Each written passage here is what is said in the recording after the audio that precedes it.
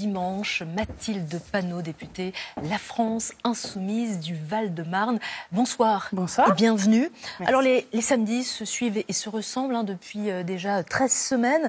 Mais tout de même, la mobilisation s'étiole, on le constate depuis quelques week-ends. Le grand débat national a-t-il des vertus d'apaisement ? Alors non, je ne le crois absolument pas.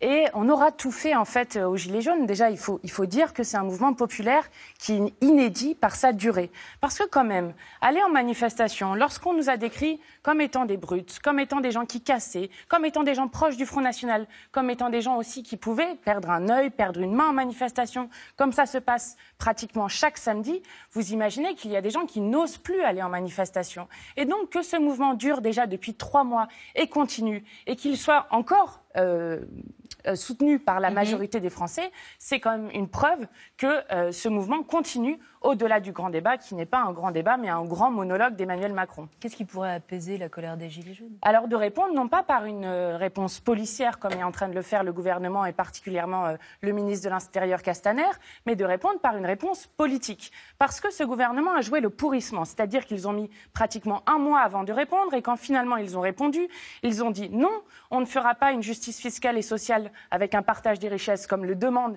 la grande majorité des Gilets jaunes, et notamment avec le symbole extrêmement fort qu'est le rétablissement de l'impôt de solidarité sur la fortune.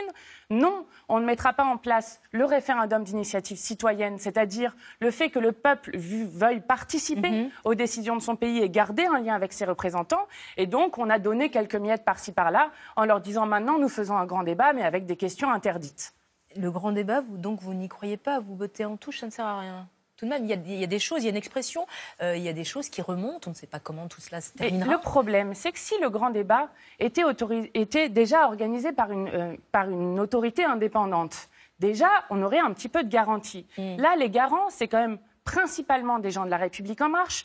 On l'a dit, on l'a redit, c'est le président de la République qui décidera lui-même des questions, qui tranchera lui-même les désaccords qu'il y aura dans le grand débat, et en disant, attention, il y a des choses sur lesquelles on ne reviendra pas. Les cadeaux faits aux plus riches, on ne reviendra pas. Le fait que les plus gros pollueurs paient, plutôt que ce soit les individus qui paient, on ne changera pas là-dessus. Et lorsque vous avez un président de la République qui dit, on ne changera pas de cap, et en plus avec un mépris et des insultes extrêmement répétées, et qui dit venez me chercher, comme il l'avait dit lors de l'affaire Benalla, forcément ça ne se passe pas bien. La tonalité a changé un petit peu, mais c'est violence. Alors c'est peut-être un travers médiatique, vous allez me dire, mais chaque samedi... Ça a changé, mais Jojo, on s'en rappelle, en même temps qu'il disait qu'il arrêtait les petites phrases, il disait Jojo qui a le même crédit qu'un ministre ou un député. La semaine dernière.